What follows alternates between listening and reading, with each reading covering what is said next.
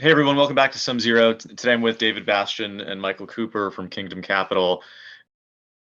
We're going to have an interesting discussion today regarding two stocks, one being a little bit more of a short-term trade, the other one being more of a long-term compounder, both small caps, which is right up the SumZero alley. Michael and David, great to have you on board. Looking forward to hearing you guys tell us a little bit about those two stocks. But just really quickly, can you give us a quick history on how you guys started Kingdom, maybe how you met each other, and just kind of your investing philosophy at a high level? Sure. So both David and I come from non-traditional finance backgrounds. I was actually working in the golf industry for a national golf course management firm, doing leases and acquisitions, business development on their behalf. So I guess the simplest way to look at that would be underwriting in the real estate industry with the operating component. And David worked at one of the big fours as an actuary and was doing deal due diligence on behalf of private equity firms. So both of us kind of working, understanding small businesses, mine very niche specific to the golf industry. David with much more of a purview into the deal world and private equity with some big deals that were fun to tell friends about and once you could. Yeah. And we got to know each other actually through church and then began investing together. It was just a common interest we had, looking to do stuff, outside of our typical careers, bought some rental real estate together and had always talked about, when the time's right, what do we want to go do? And both reached a place in our careers where the time was right and we could make a jump and pivot, and had fancied ourselves decent stock pickers and wanted to finalize that, make that a little more official than just what we were doing on the side, and started Kingdom Capital, and have been fortunate to have a lot of friends, family, and now it's branched out to those that have gotten to know us on Twitter and SumZero and other places that have trusted us with their capital and helped us to build this business. So it's been an exciting ride. Most people would not have envisioned launching a fund in January of 2022, and that was a tough time to do it, but we're still rolling 18 months later, so it's been fun. Yeah, interesting launching something kind of right in the middle of this macro storm that we're in right now. Yeah. With rates, but so I mean, you guys have a value bent, but just kind of qualitatively, or would you consider yourself more deep value, more growthy, or maybe flexible in terms of the way you kind of evaluate companies? Like what's sort of the lens through which you're kind of looking at different companies through different industries as well?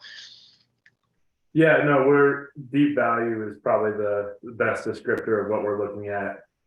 We usually buy stuff that's pretty beaten up by most standards, but our goal at the end of the day is to buy stuff where we think the disconnect between where it's being valued in the market and what the intrinsic value of the stock is widest. So sometimes that happens with stocks that are growing rapidly, but we feel like our bread and butter is finding really technically cheap stocks. Yeah. Is there a particular threshold that or margin of safety that you kind of need to see before you're willing to underwrite a particular investment? Ooh, margin of safety. So when we come in, is there a return hurdle that you're really focused on that? Yeah, no, if you're underwriting something like, we think there's 20% upside here, then we're definitely gonna take a pass on that. We're looking for stuff where, hey, we think this can double in a couple of years, something kind of in that range.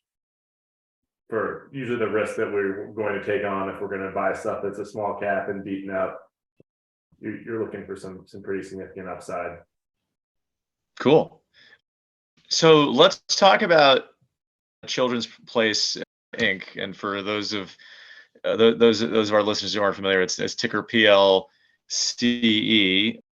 This is, at least I'm showing it to be like roughly $350 million market cap. So definitely in the small cap zone. Tell us about the business. We'd love to hear how it hit your screen in the first place, and why is it interesting? Yeah, so Children's Place has been a very interesting one. We've been keeping an eye on this thing for a while. This company sells children's clothes. They sell, accessories. They've been around for about 20 years in the public markets. It's been a pretty straightforward business. They have about 1,000 store US fleet. They've recently pivoted towards selling more online, like many other retailers have pivoted. One of the things we liked about Children's Place is they had made a lot of their strategic decisions about reducing their store fleet and switching to e-commerce earlier than during COVID. So they already had a pretty good infrastructure in place when 2020 happened, and a lot of these retailers were rushing to try and get the right warehouses and fulfillment capabilities to be able to do this. Children's Place has been doing that for a couple of years already. So it's been on our screen. They've generally done a good job of generating a lot of free cash flow, buying back stock.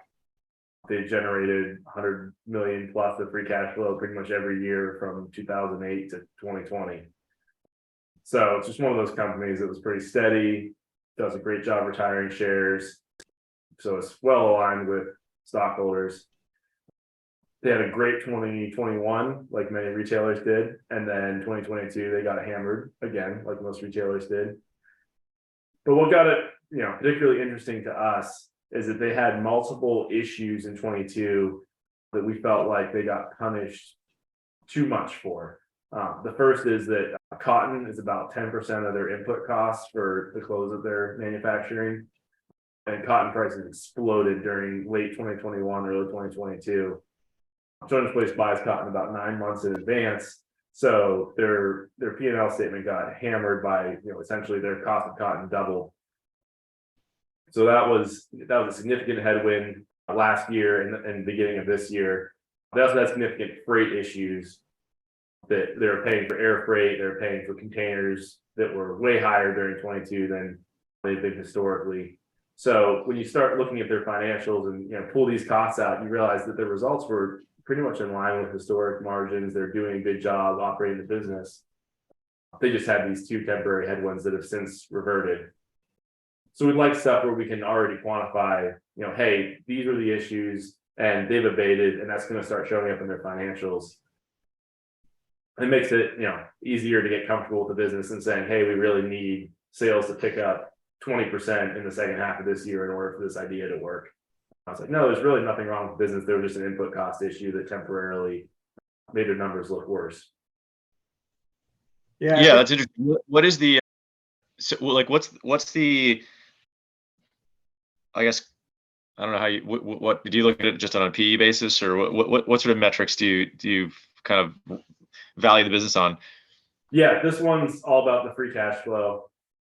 Like I said, they've been generating about 100 million a year for 15 years in a row, excluding last year.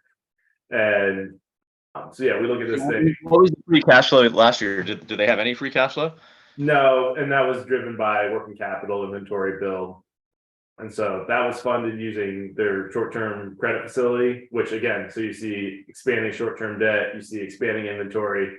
That's an issue you saw with many retailers last year. And it scares people. And that's why the stock price went from triple digits to it got under 15 here back in May. So the thing got hammered as their results, started looking worse and worse. And you see them losing money, you see the debt going up.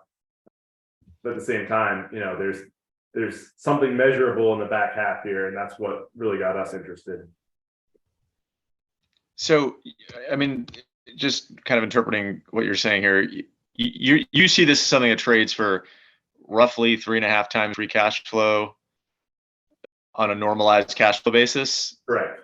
And what's great here is, so they have this expensive inventory that they're selling right now. So you're selling cotton that costs twice as much as what you're buying now. So they're freeing up a lot of money from working capital as they get these new products in and they're lapping their costs from last year. So they're going to have the cash flow benefit from just margins normalizing, and they get cash out of working capital because they're not having to pay as much to replace inventory. So we see them being able to generate close to $200 million just in the back half of this year from being able to bring down their working capital and being able to generate better margins on the clothes they're selling. Cool. Michael, anything to add on just what the, other investment considerations? There were a couple of things that got us comfortable here. One was when David talks about margins, I think the top level screen, if someone just quickly looking at the name, it looks like margins really deteriorated. And when you strip out the freight and the cotton costs, the one-time costs, you can look through that and see that they actually held up margins close to 35%, which is what you needed them to do. And so the fear that it's a deteriorating business, you can get past that fairly quickly when you do a little bit of work on those one-time events. And then you fear is like, well, was it actually a one-time event? And because of the lag in the inventory, we've actually been able to see those costs moderate, but it hasn't shown up in the financials yet because of the inventory lag. So that's why we thought there's a buying opportunity here yet, because they haven't actually reported a quarter yet, having cycled through those increased costs. And so the actual, like the proof in the pudding, the actual them putting numbers on paper that shows that it was a one-time event hasn't happened. Even though, again, you can quantify all of those inputs and see pretty quickly that margins are holding up. The last fear left is like, okay, is there permanent impairment to the revenue model? We're lucky that they were public in 2008, so you could see what happened the last significant recession, and they were able to maintain the business and do well, maintain their margins. And both of us having young kids, we know that they don't stop growing when money gets tight. You have to keep buying them clothes.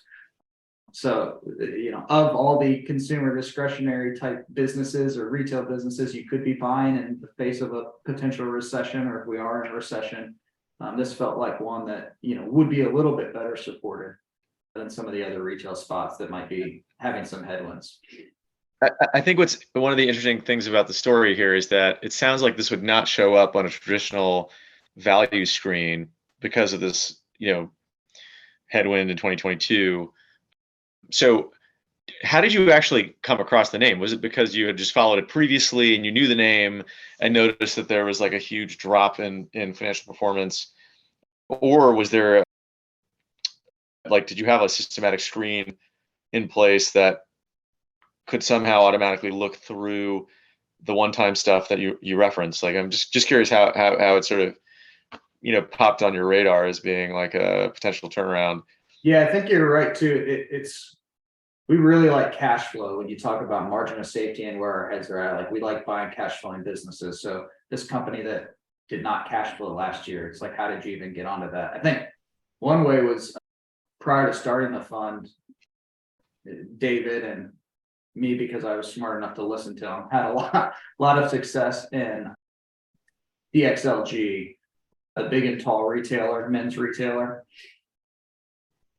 And I'm going to get the numbers wrong, but it traded down because of COVID. You could look at the numbers, see they weren't doing that bad. They got delisted, so it traded down even more.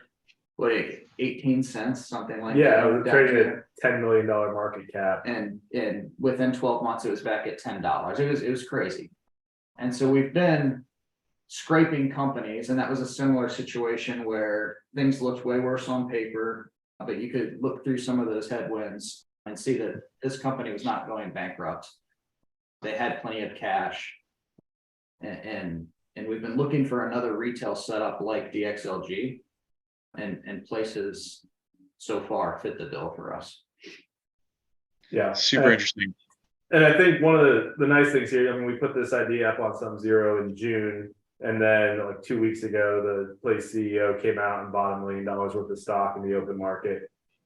So there are nice validations along the way that, it's like, we feel like we're the only people, looking at this. There's a couple other analysts we talked to that, have been following this, and we've, been going back and forth about, what's going on with this business. Is it fixable? It seems like these costs are, one time, you have forward visibility. The company's saying they're going to earn $5 a share in the second half. And no one really believes that. When the CEO comes out and puts $1 million in, it's like, oh, maybe, maybe the CEO is serious when they say, like, we're going to do this. But it's scary, they put out earnings back in May and the stock dropped 50% in a week. And, you're sitting there like, well, nobody else is buying this right now. So you've really got to feel good about your numbers and feel good about why you own something like this before that happens, because it's really not fun in the moment. But Now, do you guys know the CEO or other folks on management? Like, was that at all part of your thesis or, a positive contributor to you investing in the name? no, we're not. We haven't been close to management on this one, which, it in some stocks has been helpful. For this one, we felt like looking at the numbers and not trying to get too married to the name has been beneficial for us. Yeah. So, yeah, not on this one in particular, but we've been following the track record, and like Mike said, we love cash flowing businesses, and we like ones where they've got a 15-year track record of pretty much putting all their cash into buying back stock. So we feel pretty good about what's going to happen as the cash flow returns here and where that's going to go. You mentioned this was a shorter term investment for you guys. Just curious why that is. Yeah, I mean, long term, like, the value seems to be there. There's a lot of free cash flow in the business. I still think that long term they're going to be a survivor, but retail is a tough segment, and we try to avoid getting married to these stocks. I think usually it's, having years where everything goes right is a good time to sell those businesses, because there's not a whole lot of retail businesses where the stock is straight up into the right for 20 years. Mike mentioned Destination XL. That was a fantastic investment in 2021. It topped out at $10. It had a great year, and then since then it's just been a slow slog down 50%. Not because the business is executing that poorly, it just at some point, once you've had a good year, things start not going as well. So we like retailers for being able to trade them kind of off sentiment, and so it's a competitive space too, and I just don't know over the next 5 years, like, which brand wins in the children's clothing space. I have no opinion on that. I just know that this business trading at 3.5 times, or less, is like, there's going to be a reversion to the mean play here, and that's too cheap for us. And so there's a trade here. So when I say, hey, we're going to buy for 12 months or shorter until the price reconnects, and then long term, I don't know. Carter's, I think, has a really strong brand. Carter's has taken a bit different approach, where you can find them in Target and Walmart and more of the bigger box retail channels. Children's Place has really kept it to their own stores, and then direct to consumer. And then, what becomes the next fad in children's clothes, I have no idea. My kids seem to have a lot of Cat and Jack stuff. I don't even know where that comes from, but hand-me-downs and everything else. And so I guess we just don't have an opinion long term on who wins that battle. But at where it's valued today, it seems like a no-brainer to us. Yeah, super interesting. I was going to ask about competition. I mean, I'm very familiar with Carter's, and of course you've got, like, Gap Kids, and then a bunch of stuff you can probably find online from China or whatever that's in there next as well. Let's go to AMRK Precious Metals. I know this is another one that you guys have spent a lot of time on, and I know this is more of a longer term name for you. So what's the story there? Sure. So I ran across this idea in January of 2020, and it's a precious metals wholesaler at the time. And the thesis at the time was, if we ever enter a period of high economic uncertainty, this business is going to do very well. I'm like, oh, that seems like some good optionality here, and kind of dug into the numbers a little bit, looked good. And then COVID was springing on us as that was happening. So all right, this seems like the moment. I'm going to go buy a lot of this. The business did great. They're retailing gold and silver bullion online. They have a huge wholesale business that was, just absolutely exploding in demand as people got scared in early 2020. And so that was great. Business did very well, tripled off the January price, and was very happy with the trade. And then in January of 21, they made a pretty big pivot for their business, and they went out and bought the largest U.S. direct-to-consumer bullion dealer, JM Bullion.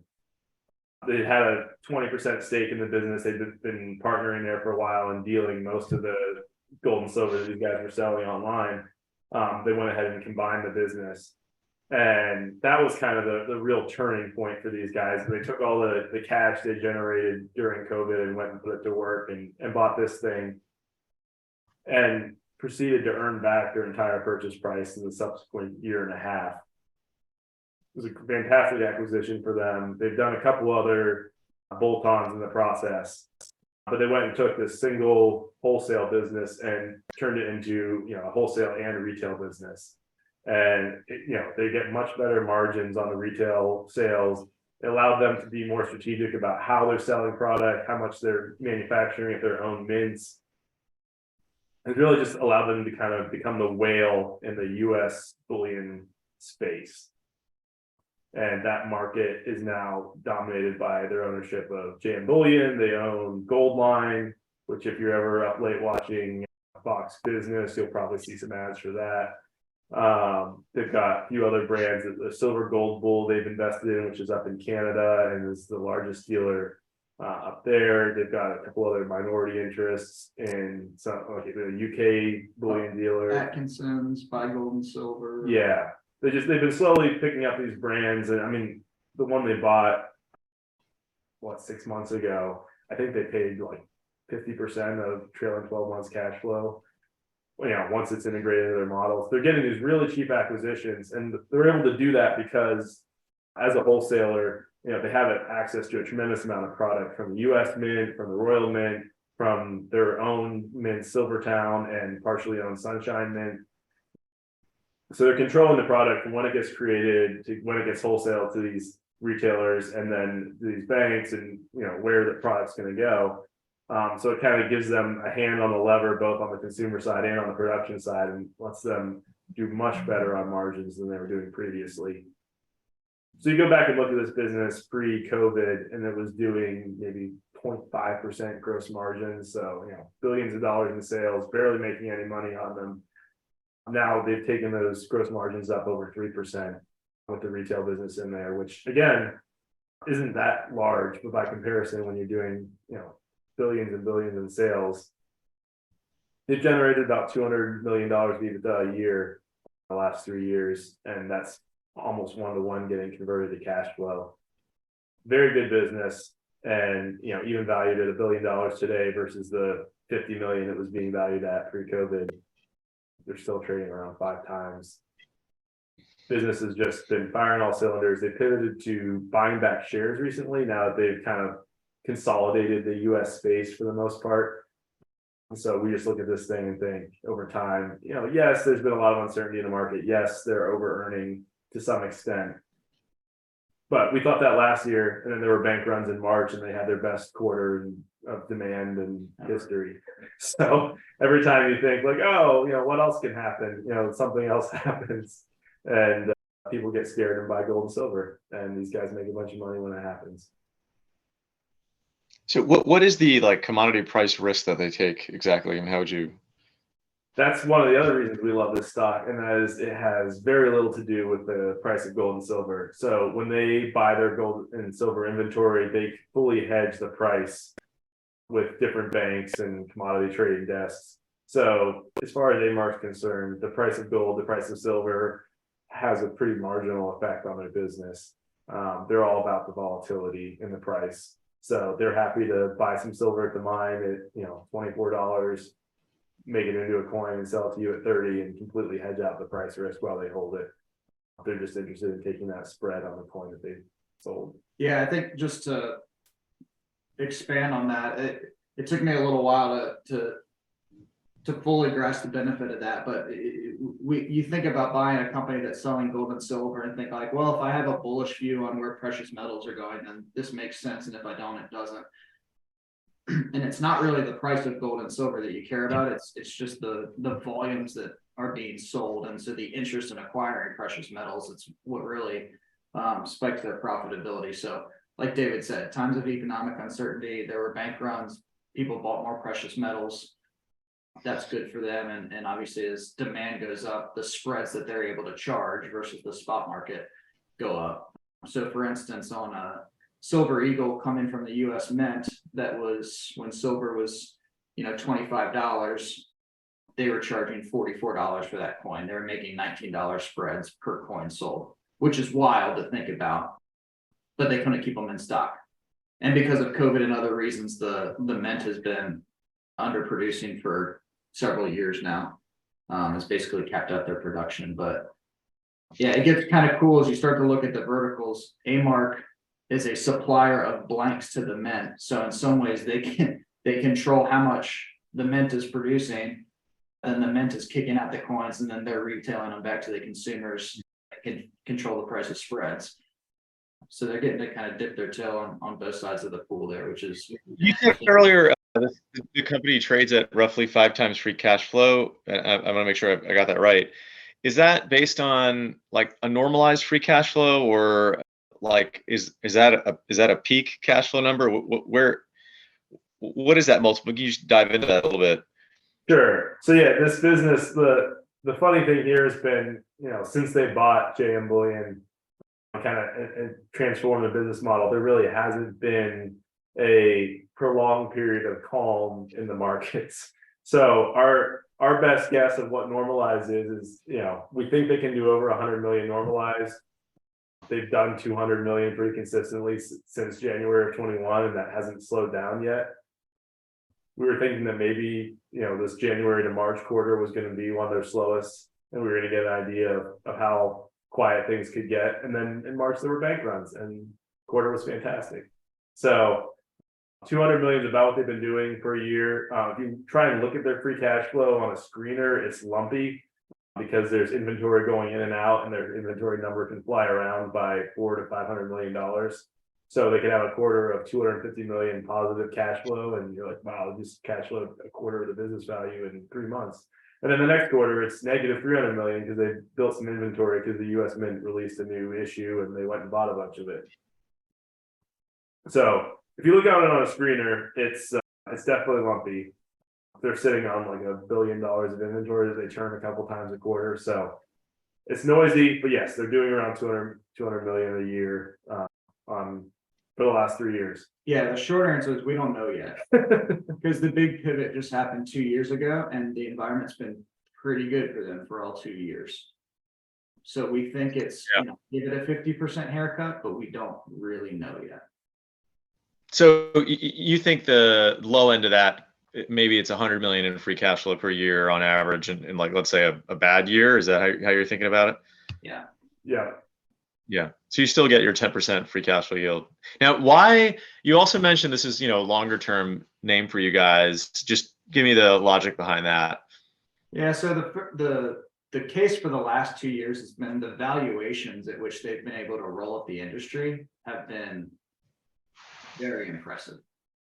David mentioned, I think, buy gold and silver coins, they paid $4.5 million for, which is a drop in the bucket when we're talking about the market cap here. But just gives you an example of what they're doing. The business, buy gold and silver coins, was doing 200 million a year in revenue, and it was not a wholesale customer of AMRK. So they buy $200 million in revenue. They then get to wholesale the product to that outlet, which they're making 1.5% margins on.